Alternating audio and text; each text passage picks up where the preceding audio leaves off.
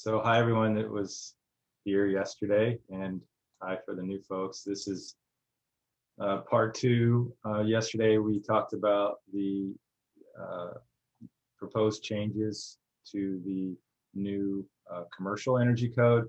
And so today we have Pat Chawla with Austin Energy to talk about the residential changes. I put a link in the chat box to where they have the public comment period is currently open, and we have until April 15th to provide comments. So hopefully you'll learn enough here today and go take a look at those to be able to provide some public input. So we've asked Pat here today. She's gonna, just like yesterday, she's gonna do a short presentation, and then we'll have some time at the end to ask some questions. So thank you, Pat. No problem, and it's pretty intimate room here, so you're free to ask me questions along the way as well. So we'll kind of get started. So like David was saying, it's the 2021 ICCs coming up, and I'm going to talk to you about the residential portion. So I wasn't sure if I needed to have learning objectives or not, but we're mainly make sure that we understand what's coming up in the published, like an overview of what's coming up in the published portion, and then a more deeper dive of what's in the amendments for here in Austin. So why are we doing this? Summary changes of that published 2021, kind of a summary of the 2021 Austin, and then kind of a timeline of what's coming up next after today.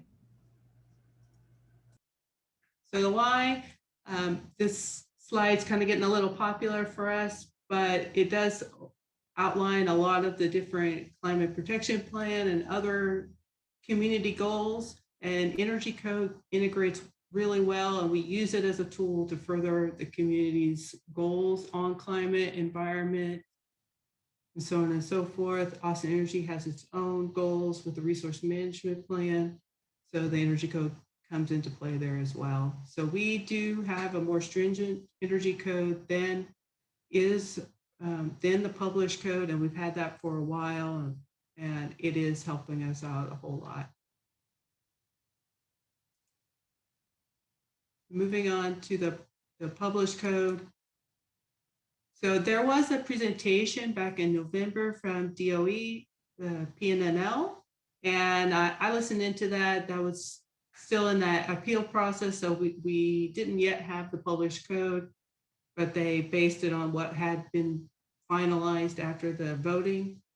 So I liked what they did, and they made a chart of the different changes. I took that, and I also added another category of not applicable to Austin. And that comes into play when there was code items that apply only to climate zone 4 or climate zone 7 and 8 or something like that. So those obviously won't apply to us, and we don't need to worry about that. And that's almost 11% of the code changes. There were 118 code items that got adopted, but then 4 got rolled back in the appeal process. I'm sure a lot of you are aware of those items. So by and far, most of the 2021 IECC changes are administrative. Some of that is very minor, like changing 4 to 4.0.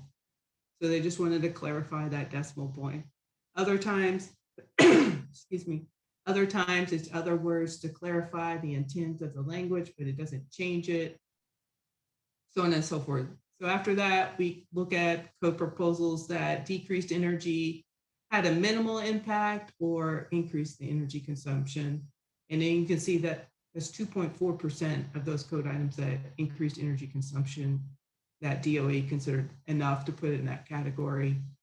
And I should note too that you can go online to ICC's website, and the direct web link is there in the slide, and that you can access not just 2021 IECC, you can access the other, the current codes and past codes as well, but you can look at the 2021 IECC for free there. I should note that we've already found some inconsistencies between the book and the online version, so just be aware that there might be some items.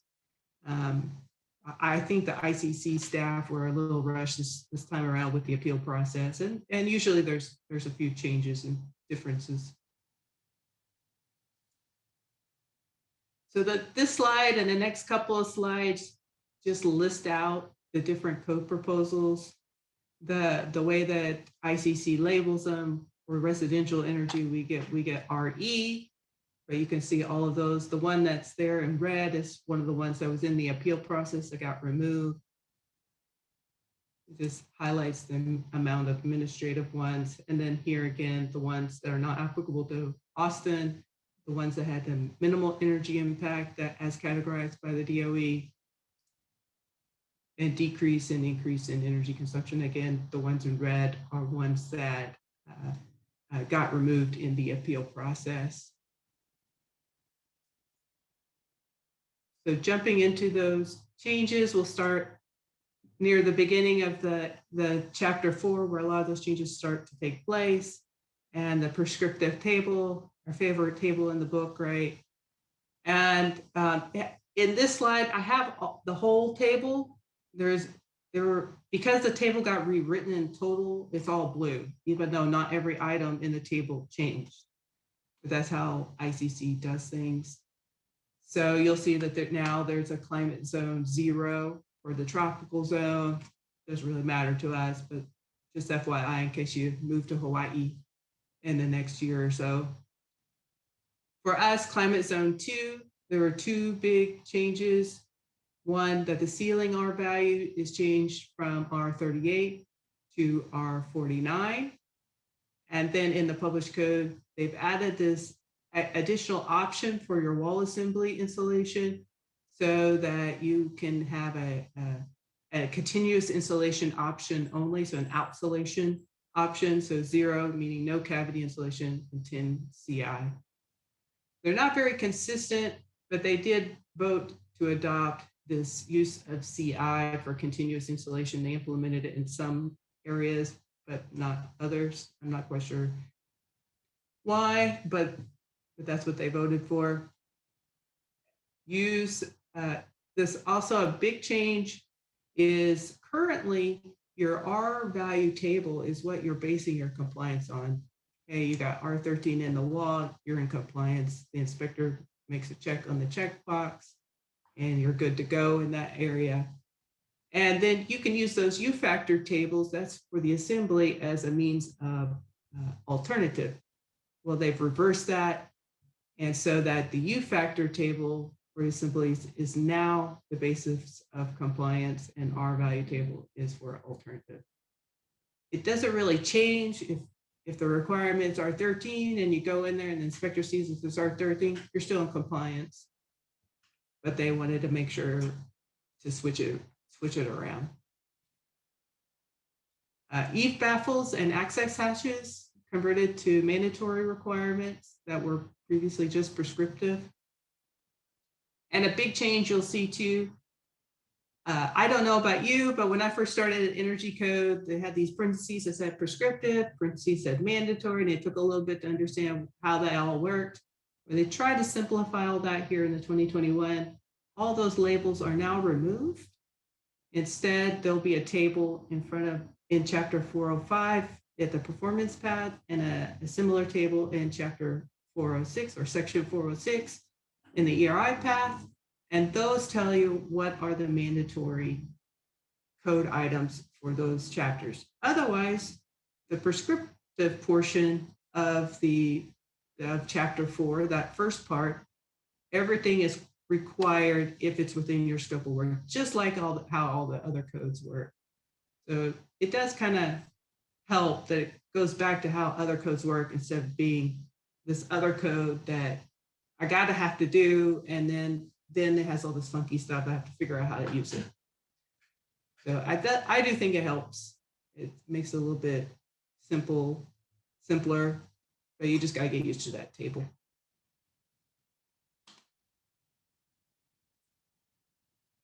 Lighting changes.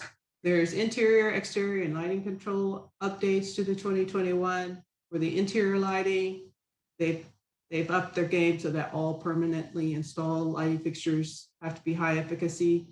So that is the same as what we've been requiring since 2015. And yeah, since 2015, they did amend the definitions of lamps and luminaires, where it's a little bit of a mixed bag from what was before, but it's still a good compromise.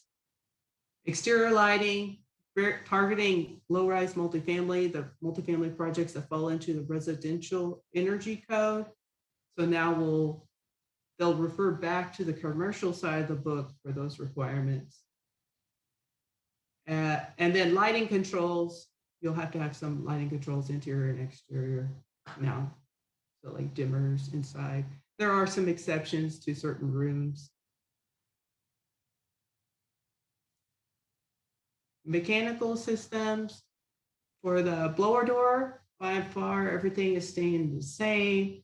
We're bringing forth the 2018 item that referred back to Resonant Standard 380.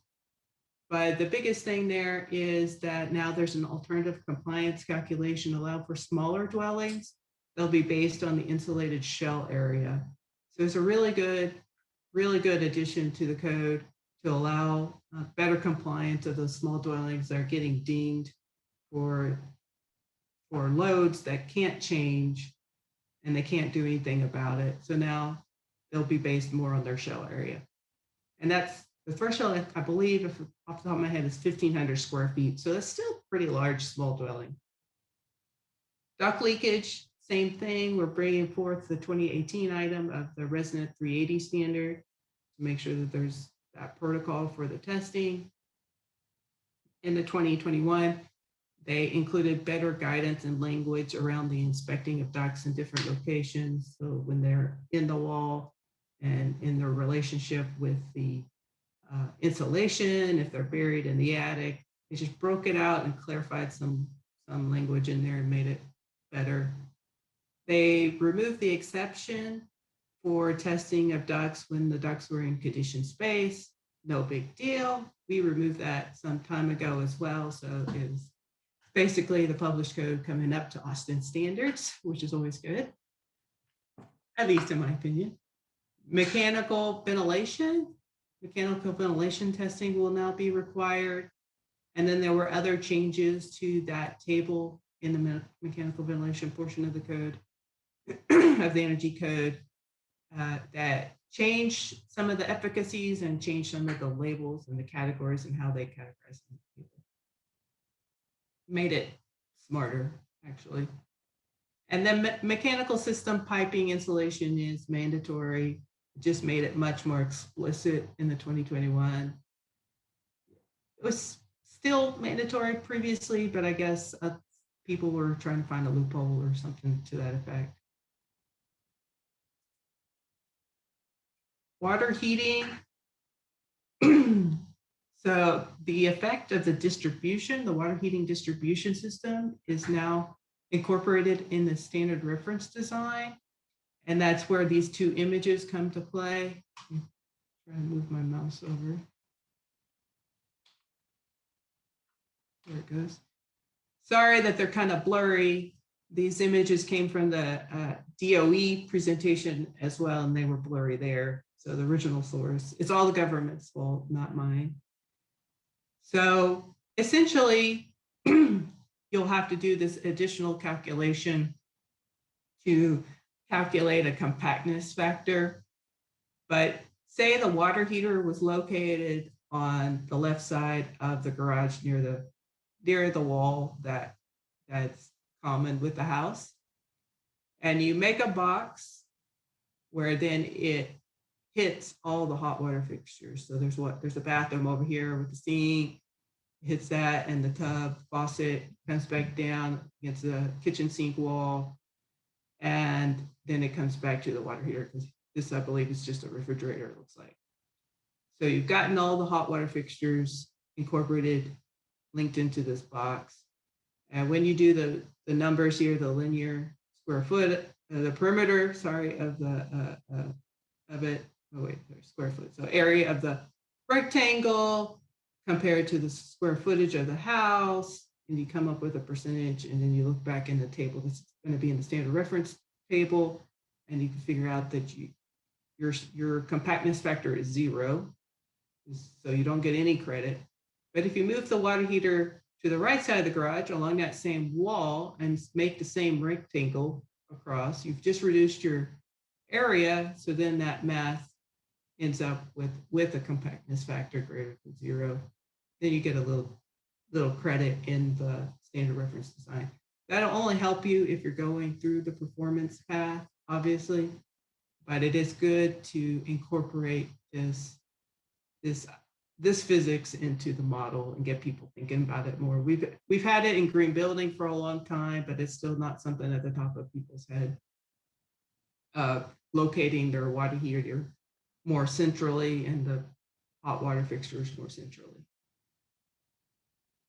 They updated the formula that they use in the standard reference table for water. There's an asterisk here for me to remind myself to tell you they updated it, but they made a typo. So the proponent of that code item is referring that back to the ICC to update it. So we will adopt what it was supposed to be, not what it is. And lastly, the change, last time they changed that formula, I was graduating from high school, so that was some time ago. So I mean, sure, yes, you need to update this.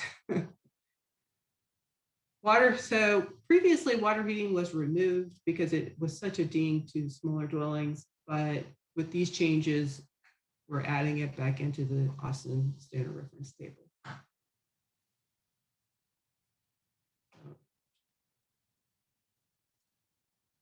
The performance and ERI pass, like I've been talking about with standard reference table, other updates are adding in dehumidistats, those water heating changes, and then mechanical ventilation. They updated the formula there. They added backstops to the performance path, R405, and updated the backstop to the ERI path. They added some language around renewables and added a cap within the ERI path. That's the only path that allows the trade-off with renewables, but they're capping that at 5%. And lower ERI targets for compliance so that in climate zone 2, the ERI target would be a 52. How they got 52, I have no idea, but that's what they got.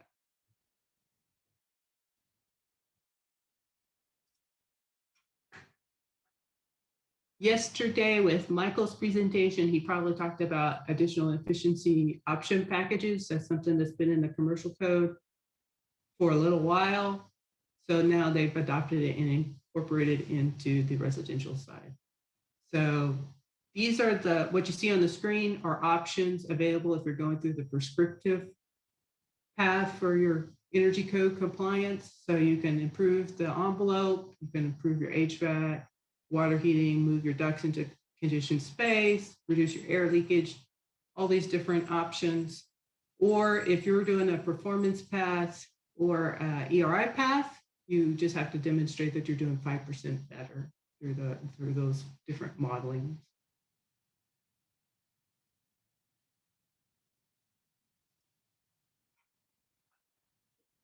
So many of you know that ASHRAE maps have been updated within the 2021 ICC, but that doesn't change anything here in Austin. We're still climate zone 2. We're still humid, and it'll still feel really, really hot this summer, even though we had a blizzard last month. But that's not the same for everybody. Dallas itself, half of Dallas is going to be climate zone 2, while the other half is climate zone 3. So we'll see what they do if the Council of Governments up there updates it so they're all climate zone 2. It seems probably the likely thing they'll do, but we'll see. So what that means in conjunction with this map on the right-hand side is that there are now states that because of the update in the map, it's because the climate has gotten warmer. They've moved up a climate zone. So now they're technically less stringent than they were. before the 2021. So the darker the color, the more that they're saying they'll get less stringent.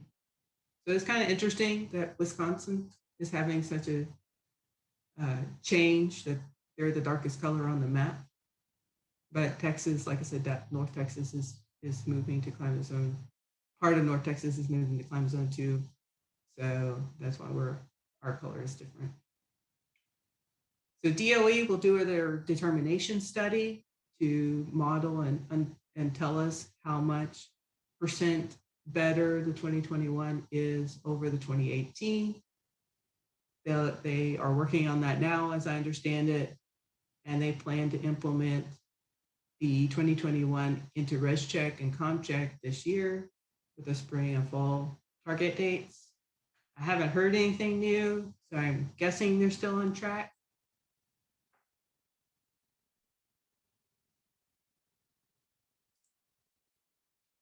And that's stuff in the published code, and probably should stop there and see if anybody had any questions about any of those items.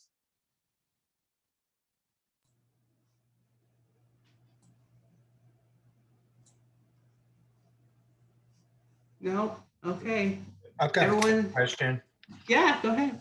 Could you please expand on the lighting controls? You mentioned they were required, but not really what types or where. Oh, yeah. Let me pull that one up on my book real quick, because they're going to be required in like main areas. I'll get myself lying to you, but so they'll be in the main areas. So you can, there's exceptions for bathrooms, hallways, and any lighting that's designed for safety or security. But otherwise, all permanent lighting fixtures need to be controlled with either a dimmer or an occupant sensor or some other control that's built into the fixture.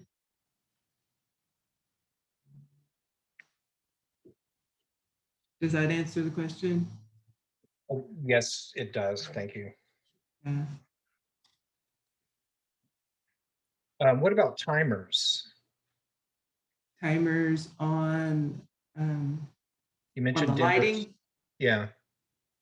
Well, they write into it dimmers, occupant sensors, which or other control. So, I mean, I guess it just it might work. I mean, I just have to see what kind of timer. I mean, if it's, oops, I keep pressing the button. Okay. I think I got it.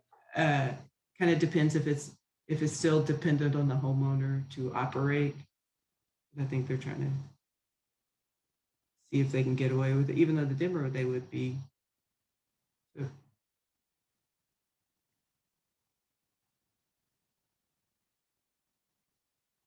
well, now we'll get into the most exciting portion of the presentation, what's going to happen in Austin. And the first thing I'll tell you is there was just so much things happened on the published code side that really there's not going to be much going on with Austin. We're incorporating all those 2021 items, bringing forward a few of those 2018 items since we didn't adopt the 2018. And that doesn't leave a whole lot left for us to work on right now. There's still so much early discussion on the climate action and tactical items that there's still a lot of room for us to learn what items we could incorporate possibly within the next cycle. So right now we're just really incorporating the 2021 and leaving it at that this time around.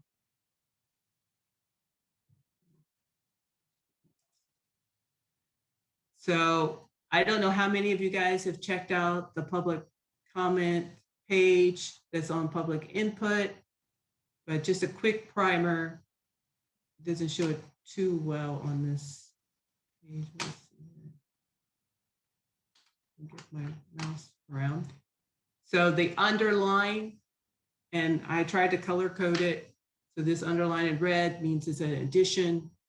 In a subsequent slide, you'll see blue strike through. That means a deletion in the code. So that's kind of how you identify it. If the item is here, then and we have a deletion in it that just deletes that part of the language. If the whole amendment is deleted, that just means the amendment is deleted and then we're going back to the published code item. So people would need to go back to the book to be able to comply with the code there. So starting at the top, installation and fenestration criteria.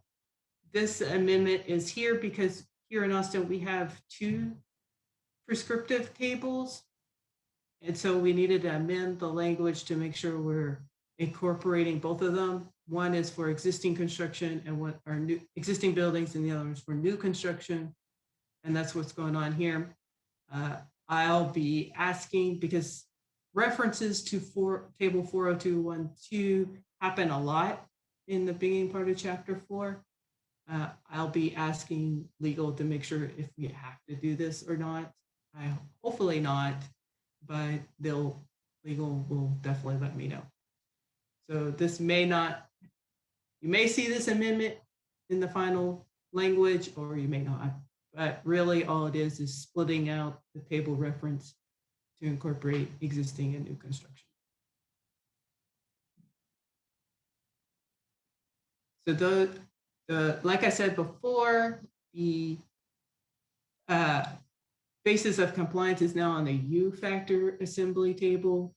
So we'll see that set of tables first, and then we'll see the R value table. So it incorporates that change in the R38 to the R49 on the ceiling.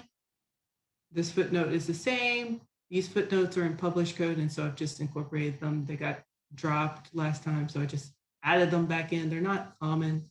I don't know why the slide moved.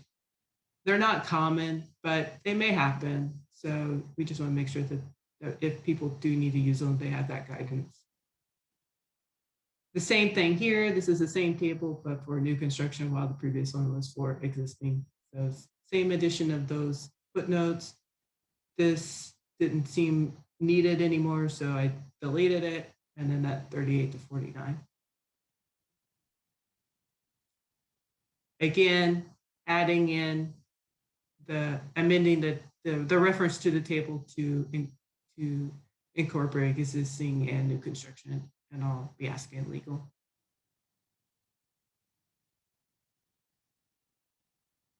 And I'll have to apologize. Some of these slides are really jam-packed to make sure that I got the whole code item on one slide.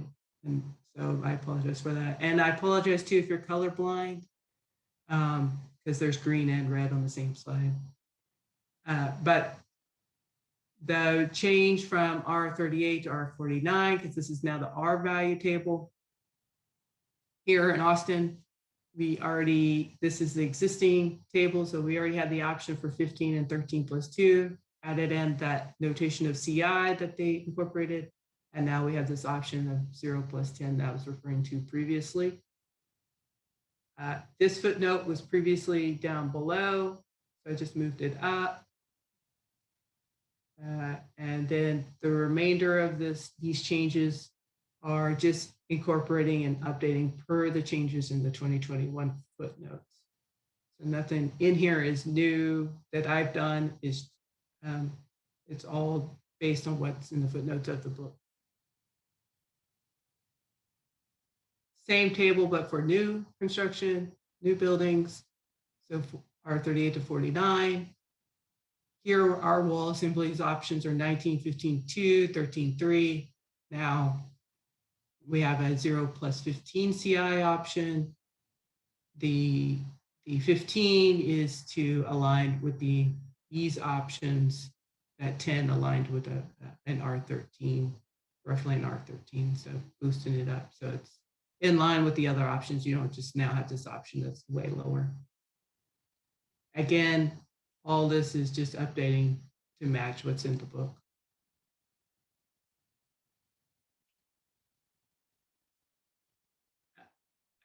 Air leakage testing.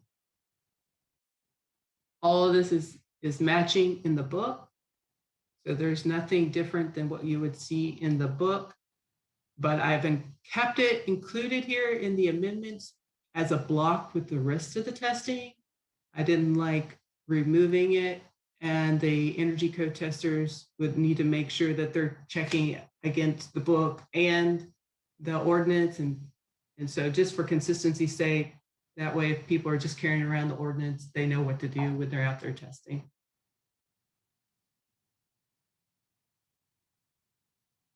Maximum fenestration, U factor and SHGC, updating the reference that was in the text there, and then 2021 added in this exception for storm shelters. That's not a common occurrence, but it's there if somebody needs it. Say for a radiant barrier, removing that mandatory label. That doesn't mean it's not mandatory anymore. It just means now they're found in those tables I was talking about earlier. Attic ventilation, all I did was update its reference to residential code and mechanical code, because that's how, if you go to those locally adopted ordinances for the IRC and the IMC, you'll see that it's really, they refer to themselves as the residential code or the mechanical code, because the residential energy code does incorporate 4 stories, and that brings in multifamily projects. Insulation, and this is talking about duct insulation. This is pretty much, other than this second exception that's not needed anymore, this is pretty much the same thing that's in the book. So it's just deleted, and you will refer back to this section in the book. The same thing with sealing, duct sealing. You need to make sure that you're doing it according to the book now, instead of having an amendment. So more examples of them coming up to Austin standard. Duct testing. So now, starting with duct testing and the next few code citations, you'll see that it's just the citations updated. But again, bring it up to 3.8, Austin anti-resident 380. There's an exception for duct leakage testing when the ducts are not integrated with the heating and cooling system, but you have ducts. So like if you have an ERV that's not tied into the heating system, you don't need to go and test those. That's probably duct, or like transferred ducts or something like that. Just making it more explicit. This item right here, where it has deletion, where all ducts and air handlers are located entirely within the building thermal envelope. You can use the blower door subtraction method. Nobody was doing the blower door subtraction method. I've never seen anybody submit that, so I'm not going to keep it in there if somebody's not ever going to do that. So anyway, it kind of rolls into some language in the next item where now published code doesn't allow for that exception where ducts are in conditioned space. So it works out anyway for us. So duct leakage, so now those, that language still requiring when ducts are in conditioned space. And still at the 4 cubic feet per minute per 100 square feet threshold. We're still keeping the other 3 tests that are required in the residential energy code. All I've done here is update this reference to independent third-party testing contractor. So sometimes we have technician and sometimes we didn't. So just making it all consistent every time that reference is in there. And then here, where you were supposed to leave the testing report on site, on the job site, I put it and provided to the code official instead to allow for that electronic submission that's ever increasing. Same thing here, just updating it to make sure it's consistent. Consistency and the code official thing. Updating all these references to now refer back to the correct location because there was some movement in the code. Again, consistency in the terminology. Filtration, Same thing, just updating the citation, removing the label, and now it'll be in the book and the table. Now, here we've come to something, so now you guys can wake up, that is actually new of what we're doing. So there has been a lot of stakeholder feedback about this water heating with adjacent gas service code item. We are removing that code item. I can hear the applause now. See right there. But I want to say is this timer portion that was in the code that is useful. So while the overall, the gas part of this code citation, this code item is getting removed. In the next slide, you'll see that we're making sure we're keeping the timer portion of it.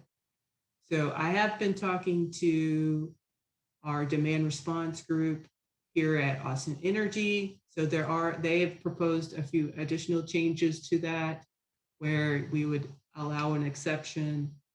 So we're removing a couple of these exceptions that really refer back to this gas. So you can forget about A, C, and D. Those refer back to the idea of the gas. And but we want to keep the heat pump water heaters. Those are great products that if everyone had them, we'd all be happy cows, right? From California. So, but we'll be adding some exceptions for open platforms that are now available for for demand response of water heaters.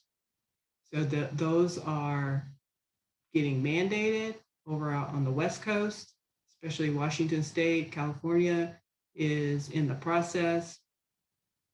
And there are options allowed in Energy Star as well, it looks like, or soon will be.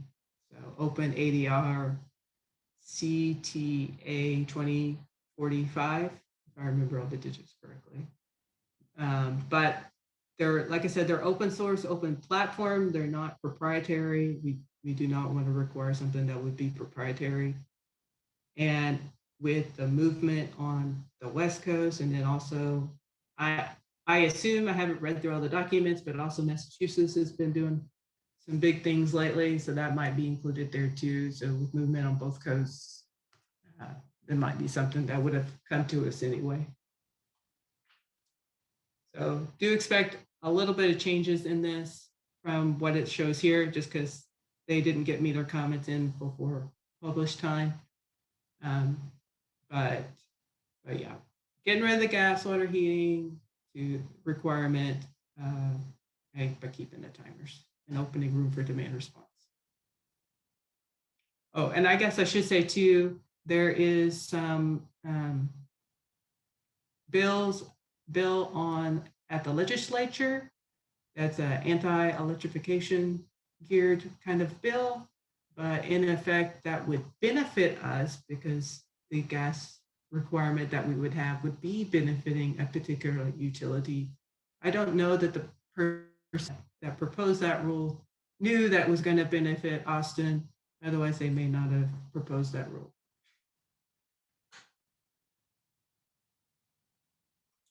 Lighting, like I indicated before, now lighting in the published code is up to where we're at, so we can remove our amendment.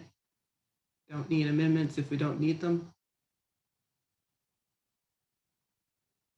This part gets a little confusing when we get into 405 and 406 because they've merged a couple of code citations into one, but I tried to capture it here as best I could. So our amendment, we have an amendment 405.2 and 405.2.1. That now is all just 405.2. And we're still amending it in this new 405.2, just so that we're capturing this portion right here, where we're referring back to our version of the 2012 ICC, the Austin adopted version, and not back to a published version, which is at a lower standard.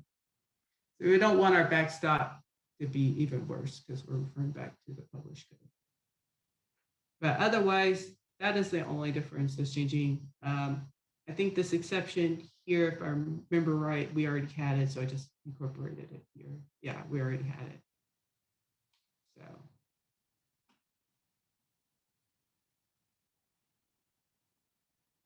So that table I was talking about, where it now tells us what's mandatory, it's right here. You see, we just went through 3 slides just like that. Reference to a code section includes all relative subsections. Pretty important footnote there, unless indicated in the table. Some people forget that. So then this code citation is now at the new 4052. It's deleted. Changes to the standard reference design table. They updated the glazing. The word glazing's out. Now vertical fenestration and other opaque doors is in. The air leakage portion, John had it really simplified. Just do 5 air changes. So I just incorporated the rest back in there just to make sure, because it referred back to the mechanical ventilation rate and so on and so forth. But it doesn't change it. You're still at 5 air changes per hour. Mechanical ventilation, updating to what the code book says. Somebody has pointed out to me that this table reference may be incorrect, so I have to track that down. Another possible typo from ICC. Not a thankless task on their part to track down every little detail. Service water heating, as I was telling you before, they're incorporating this compactness ratio that we were looking at and how to do that calculation. We'll be doing some training after the adoption process is done. So I'm sure that'll be one of the bigger items to do. It's math, so we'll make sure we're giving training to people. But here is the error. They had 30 times plus 10 times NBR over here, but over here is 25.5 plus 8.5 times NBR times that compactness factor. No, this is not correct. It should be the 25.5, but without the compactness factor over here. So we'll adopt it as it's supposed to have been and wait until ICC publishes that errata on it. Thermal distribution system, just updating it to now what the 2021 has. No biggie. And humidistat, now that's incorporated in the standard reference design. It's really good for us. Gets people talking about it. We need to get the humidity out of our house. I was just listening to a podcast about moisture just from the construction, and it was pretty eye-opening, even though I knew it, but hearing it again, there's a lot of moisture, and especially how fast our construction schedules are these days. Without doing the modeling and everything, I would say probably a lot of humidity issues is also happening because the house is being built so fast, it's not drying out. Now we're in section 406 with that ERI path. This is not a path that a lot of people are using for code compliance here in town, as far as I know. We are doing a lot of HERS ratings in the area, not as much as North Texas. There, it's much more ingrained, but they're just not using it for code compliance here as much. So again, the same thing where they merged 2 code citations into one. So I've tried to capture that as best as possible. So this is somewhat the same that's in the book. That mandatory table again, incorporating all our mandatory items. Same footnote. Of note is that like I was mentioning before, they're allowing, oh wait, sorry.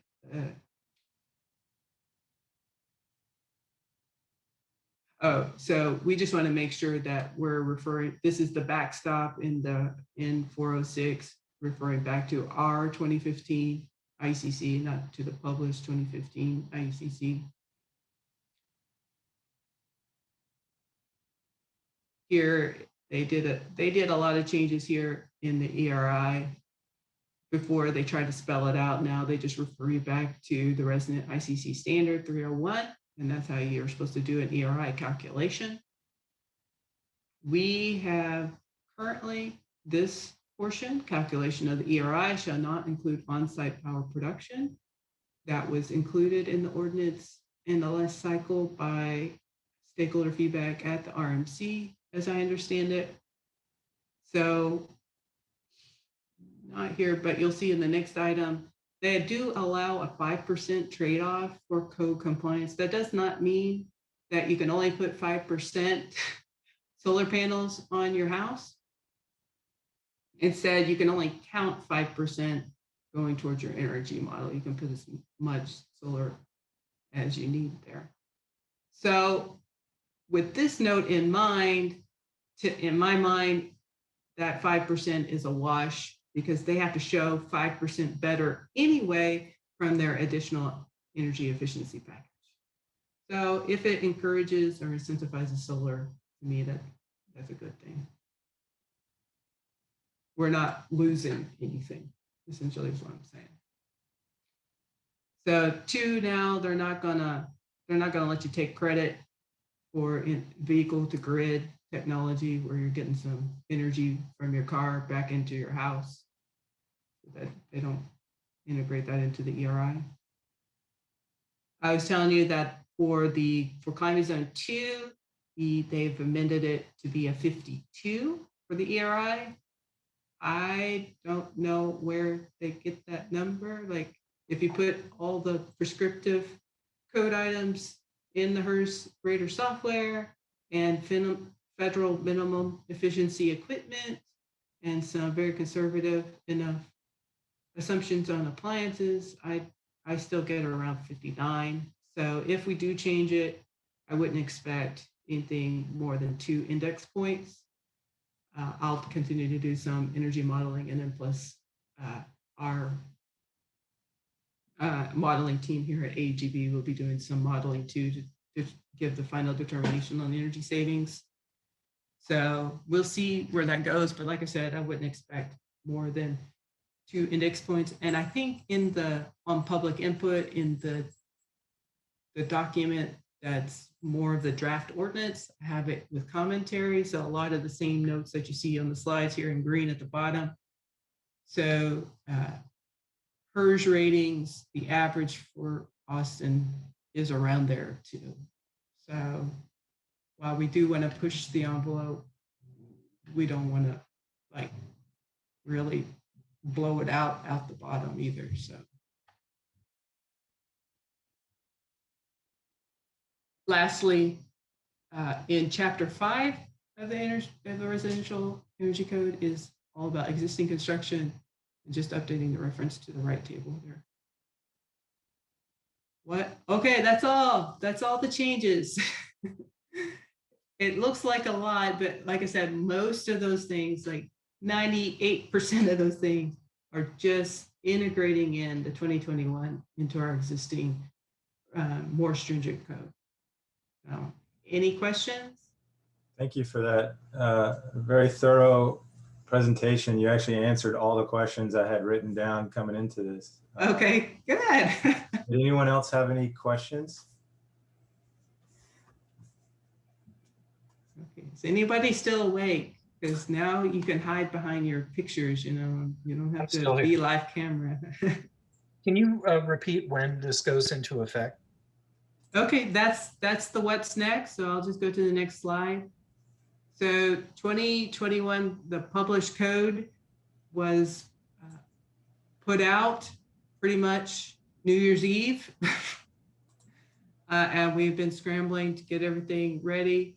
So we had we started that public input on March 15th. It'll close April 15th. So please go in there if you have any comments you want to make, or just tell me what a great job you did, Patricia. Feel free to do that. After that, we're kind of on an accelerated timeline. This is my first rodeo of adoption, so if I have something a little off, but as I understand everything, once we get to city council, then the ordinance has to sit for 90 days before it can be effective. So city council meets in June, but then is off for part of the summer unless, something happens. I don't know. I don't want any more historic events to happen this year. We've had enough. So that way we're aiming for it all to go to city council either on the 3rd or the 18th. We haven't got on the agenda yet. So that way it would be effective, hopefully on the 1st of September. That is a similar timeline to what DSD has been doing. They're going to city council in May and June for different codes. And the same, I believe, with Austin Fire and Austin Code. So we're all trying to work together, go teamwork, to get everything effective in September. So that means here in April and May, once the public comment period is, we're going to be on a rush timeline to get everything through boards and commissions and legal and energy modeling complete, so that we'd be ready for that city council meeting. After September, then we'll definitely be working on some more training, make sure everyone knows what to do, aside from this kind of presentation. What will define which code we're going in? So is it the building permit application after adoption, or after it's effective will have to be the new code? Is there any overlap? So how that always works is say the effective date is September 1st, and you submit for permit, August 26th or something, and it got in, intake and everything, put their stamp on it, then you're on the 2015 code. But if you went to put your application in on September 1st, then you're then effective for the 2021 codes. So is whatever. Is it the application submission, or is it DSD accepting it? Because there's been about a 2-week delay in that recently. Oh, okay, that I didn't know about. So it's 5 days. I can't confirm that they've received our email at this point. Okay, so that part then I don't know. So okay. I'm sorry. That one DSD will have to answer, but usually whatever date they record as the intake is the date that defines whether you're in one code or the other. And if we're submitting in August and we elect to follow the new code once it's been approved by city council but not effective? Yeah, go for it. Okay. Yeah, I don't, because you're just doing more than what the code requires. Okay. Kai, can we circle back towards the ceiling insulation requirement going to 49? Mm-hmm. Pat, this is Peter Pfeiffer. Hey, Peter. That seems to be so excessive given how our winters are here. Are we not giving credit, which is approximately R19, for a radiant barrier ventilated roof system? I mean, is there going to be the option of spending our clients' money more sensibly than doing R49 in the roof? Yes. So if you're going to do code compliance through the prescriptive path, then, like I said earlier, now the prescriptive path is going to operate and feel a lot more like other codes, that you see what it is, you do what it is if it's in your scope of work. You're going to put ceiling insulation in, so you got to put R49 unless you can find a UA trade-off. Now, if you go through the performance path, then we already allow a mechanical trade-off in the performance path. So if you're doing that performance path, then you can do your IC3, or if you're working with a HERS rater already, Ecotrope is one of the HERS rater softwares, and we're trying to make sure that they'll do the 2021 reports for us as well, but they already have the 2015 reports. And you can go through that route and see what trade-off there is. If you bump it up to an R15 SEER, I'm double checking the numbers myself, and it looks like you're more than enough trading it off. And 15 SEER is common enough here in Austin. To ask the question a different way, you mentioned that you and some of the other people at Austin Energy are going to be doing some some test models on whether or not the code is operating the way that it's supposed to.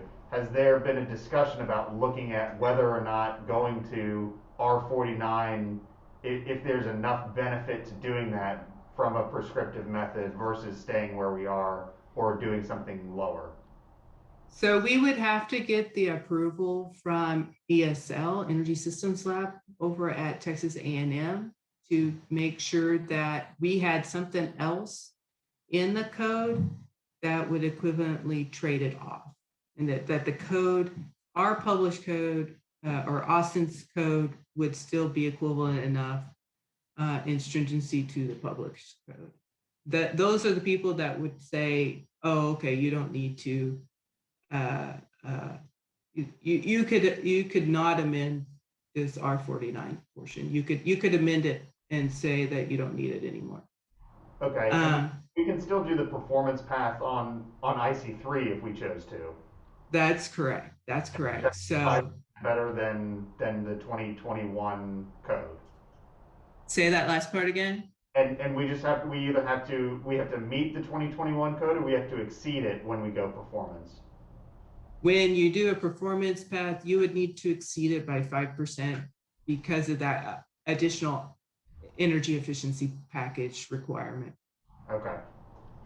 It just, Pat, it's just calling back to stuff that we resolved in early 2000 when I was chairman of this process. Was there seems to be a general naivete about the benefits of cutting out the negative effects of radiation in our climate with our roof structures. And I've noticed ESL is not very high on radiant barriers or the whole idea of considering radiation. It just seems too bad, almost. I think we're losing an opportunity to really do better stuff when we start requiring this much insulation in a climate where we get this little winter. Now, of course, we saw this winter that'll be more severe perhaps in the future, but the real issues here is radiation control coming through the roof, not more R value. I totally agree with you, Peter, and we have radiant barrier required in our adopted amendments to address that radiant heat transfer through the assembly, with some exceptions that are listed out there. And because I'll be meeting with ESL actually tomorrow to start the discussion for the 2021 IECC, and I understand some of how they program things, but others are still a little bit of a black box for me. And so I can try to dive into that one a little bit more of how they consider it. Because right now it's just a checkbox within their roof button, but how they consider that. And I agree with you, it's a radiant reduction, radiant energy reduction more than regular insulation. Pat, for a bit of information about this, when we did the studies back with Mac Holder many, many years ago, a ventilated radiant barrier roof system will add about R19 to an equivalence of R19 to a roof structure in Austin, Texas in the summertime. Because the heat is coming from up and going down in the summertime. If you flip it, like in the wintertime, it only adds about an R4 to R5. So at least there were some numbers and some reports that already showed the benefit of the ventilated radiant barrier roof. Because some of this R49, what is that going to be in thickness if it's open cell foam at R3 per inch? So actually, Peter, if you're doing the foam, because we have the prescriptive table is only for ceiling R value. And we have footnotes that where we have adopted into it for the roof insulation instead of that ceiling R value. So those footnotes are remaining the same. So if you are looking at spray foam at the roof deck, below deck, then you would then just be required to do the R25. That's where, if you're following the prescriptive table, or if you were doing it as an above roof deck, then it would be an R20. So those two footnotes to our table are remaining the same. Okay, so that's in the Austin footnotes? That's correct. All right, that's more palatable, because otherwise we're talking about 14 inches of foam on the. Yeah, no.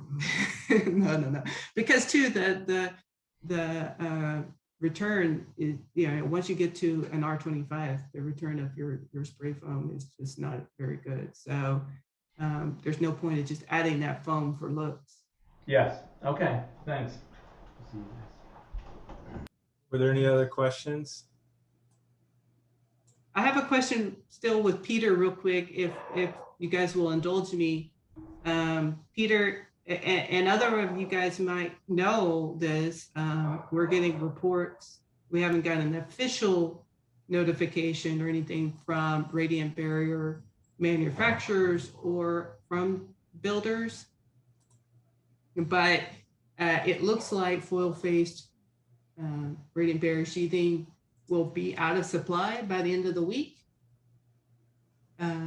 So Peter, are you from your modeling, are you saying that if an additional R19 in the ceiling R value was equivalent to that radiant barrier to mitigate that radiation load? All we were measuring is the problem in the summertime here. We were modeling the idea that the radiation's hitting a roof, and of course the roof can be various colors, and that would heat up the attic to 140, maybe as high as 155 degrees. Based on that, we needed a certain amount of insulation at the ceiling to minimize the heat transfer down into the living space. We found when we did a ventilated radiant barrier in the roof deck, which greatly reduced the temperature in the attic by about 20 degrees, that when you work the numbers backwards, it basically comes out to being about an R19 value you're getting out of a ventilated radiant barrier. And let me warn you, the manufacturers don't understand this. We invented TechShield and sold it to Louisiana Pacific, and Louisiana Pacific came to us later and said, we have no idea how this product works.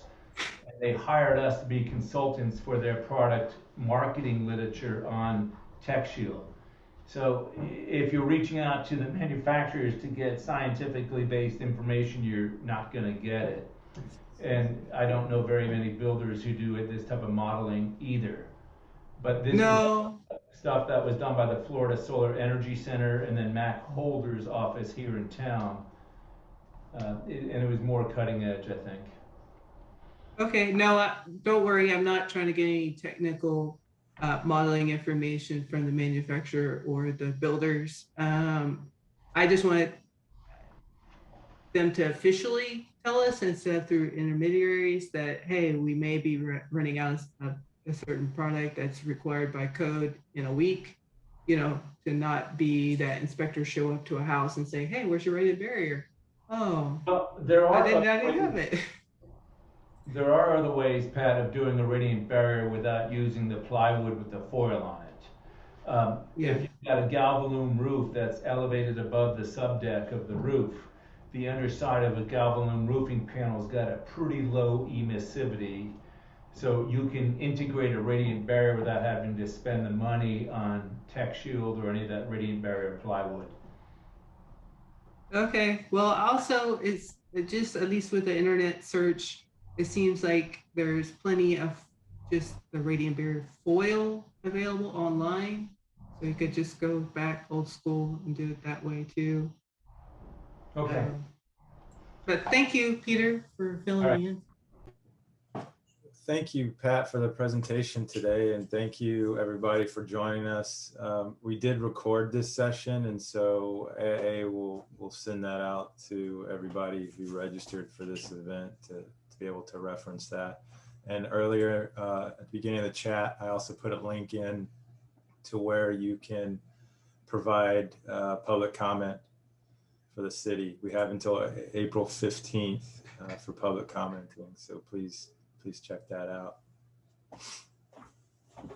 And you guys can reach out to me if you have any questions. We set up a new email address, energycode@austinenergy.com. You can reach out that way. I receive those emails, and Michael too, if you have a question on the commercial side. And thank you guys for coming. Thanks, everybody. Thanks, everyone. Thanks, Pat. Bye.